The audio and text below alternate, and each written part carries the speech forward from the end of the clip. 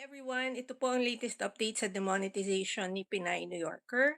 At gusto ko lang ibalita sa inyo na as of today, dinemonetize na din si Take 5 NYC. So, mukhang sa pagmamadali ng pagde-demonetize ni Lolo sa mga channel na gumagamit ng inauthentic content, repetitious content, at kung ano-ano pang rason na ibinigay nila, nakalimutan nilang tingnan kung ano yung mga nakakabit na channel dun sa mga account na dinemonetize. Kung napanood niyo yung aking unang video tungkol sa demonetization ko noong March 20, binanggit doon sa sulat ni Lolo na kung may channels na nakakabit doon sa channel na na-demonetize, madedemoni din siya.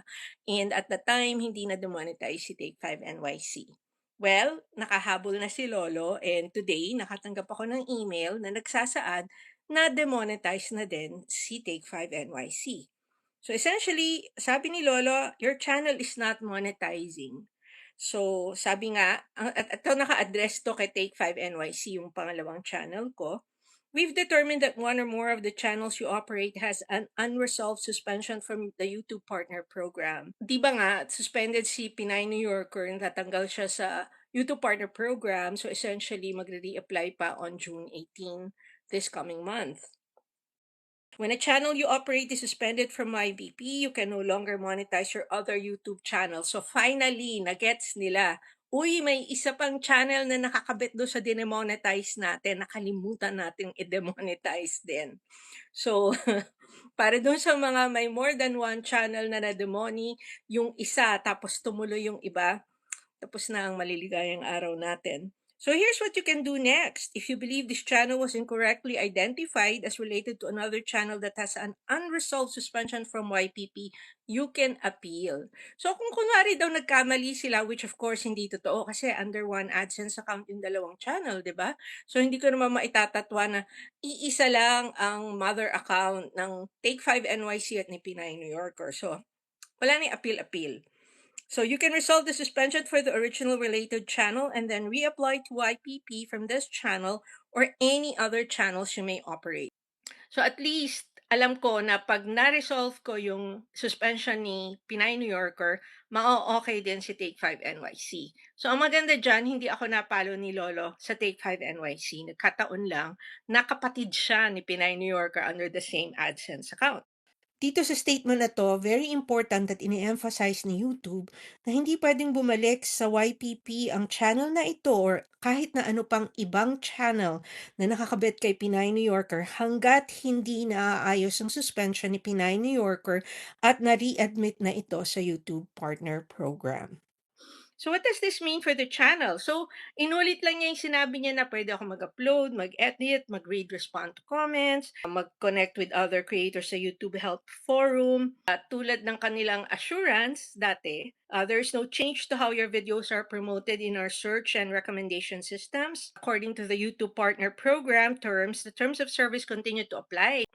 Hindi ako pwede lumabag sa mga alituntunin ng YouTube Partner Program community guidelines. And again, if you are based in the European Union and disagree with this decision, there may be additional resolution options available to you. Ako curious ako kung ano yun. Bakit pag nasa European Union, medyo iba yung trato sa kanila ni Lolo. So anyways, sa email ko actually nakita 'to bago sa YouTube Studio kasi medyo na-busy si Pinay today. So, hindi ako nakatutok dun sa mga video and, sa stats.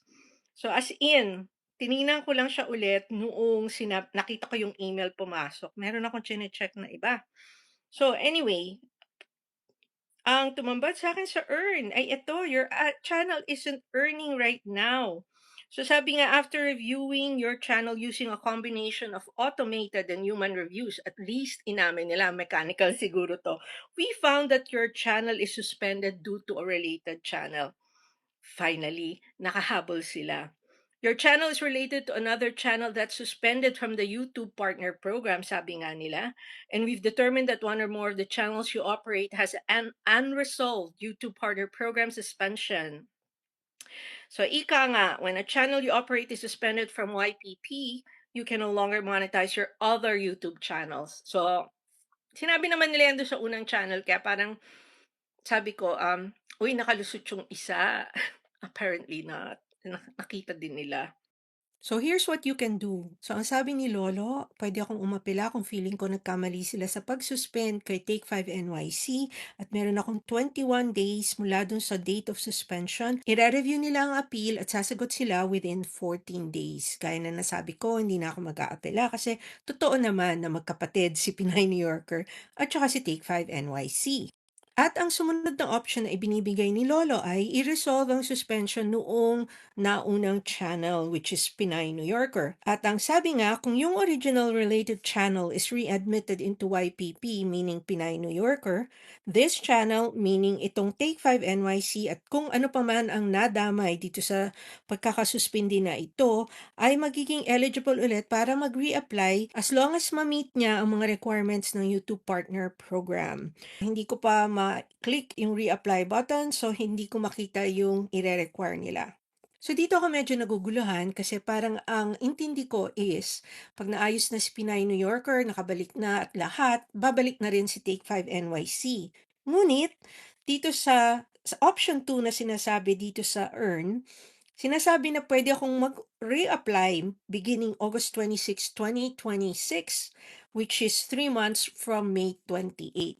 And sinasabi na kailangan ma-meet ko yung mga following requirements pero hindi pa nag-o-on yung reapply button, so hindi ko pa yan makikita.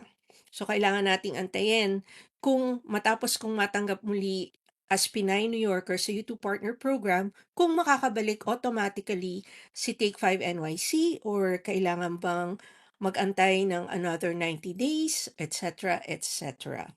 So sa totoo lang, hindi naman gano'n kabigat yung bagsak nung balita sa akin and siyempre fingers crossed umasa ako na makalusot pero apparently not. And the fact na pwede na ako mag-reapply by June 18, which is actually less than a month away, ilang linggo na lang makakapag-reapply na ako, okay lang.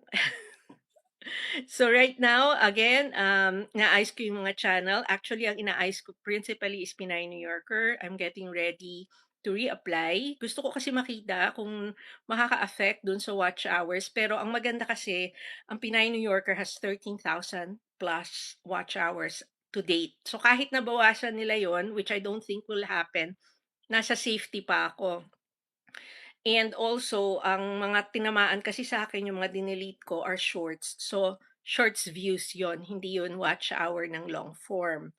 Ang nakita ko lang, however, is totoo nalagas yung ibang subs, pero hindi lahat.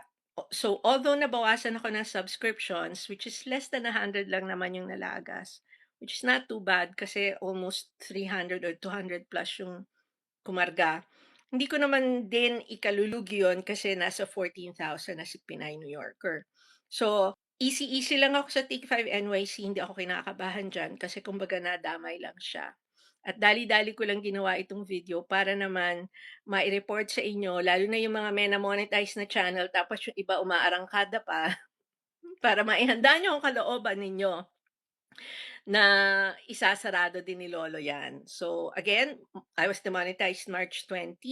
Ang reapplication date ko po ay June 18 and as of May 28, dinemonetize na din ni Lolo si Take 5 NYC.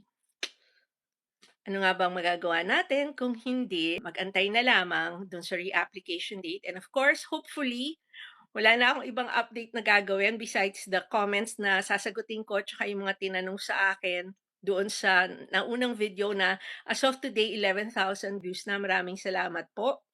So right now, I'm going to upload this sa Pinay New Yorker kasi hindi na ako mangingimi kung saan ko ilalagay kasi pareho na silang hindi kumikita. So whether umataw to o hindi, wala tayong magagawa, hindi na tayo kikita hangga't bumalik tayo sa YouTube Partner Program, hopefully after June 18. And of course, I will give you an update kung ano sabihin ni Lolo pag nag-reapply na si Pinay New Yorker, kung ano yung makikita ko sa stats, kung mababago ba yung stats pagka nag-on yung reapply button, may mababawas ba sa watch hours, gaano yung nabawas, and of course, monitor ko yan ngayon na kasi gusto ko nang habulin para nakahanda ako. Ngayon kung biglang nakatay lahat by June 18, then siyempre hindi ako magre-reapply agad-agad, gagawan ko yan ng paraan. But as I said, right now si Pinay New Yorker nasa 13,000 plus ang watch hours, tapos si Take 5 NYC is nasa 6,000 plus. Hindi naman namimiligro si Take Five, ang namimiligro talaga is Pinay New Yorker. Nalinis ko na yung channel, tinanggal ko na yung mga AI videos, miski nga yung AI video na kinuha using a 360 camera. Kasi may apps na nakadikit sa 360 camera para dun sa inyo na merong 360, alam nyo yan.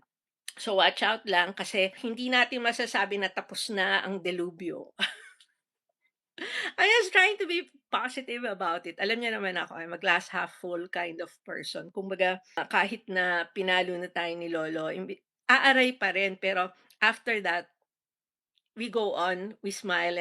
I'd like to thank everybody who's been supporting Pinay New Yorker and Take 5 NYC without fail. Ako po ay talagang touched na kahit na kung ano man ang nangyari, marami pa rin nagbibigay ng encouraging words and inaantay nila ang pagbabalik ni Pinay New Yorker. Well, hopefully after June 18 and let's just keep going. That's all I can say. So thank you so much again and hope to see you again. So, umaasa ako na sana yung susunod na update ko ay hindi magiging kasing kagimbal-gimbal nitong mga last news ko tungkol sa demonetization. Gusto ko lang nga basahin yung mga comments. Hindi naman lahat kasi 400 plus na siya. Gusto ko lang pumili ng mga comments na re-reactan at saka yung mga tanong na pwede ko sagutin. And I'm sure yung mga nagtanong kung bakit si Take 5 hindi na demonetize. Well, ngayon ang sagot ko sa inyo is na demonetize na si Take 5 din. I'm not giving up. I'll be back. So again, thank you so much. This is Pinay New Yorker for Take 5 NYC, both demonetized.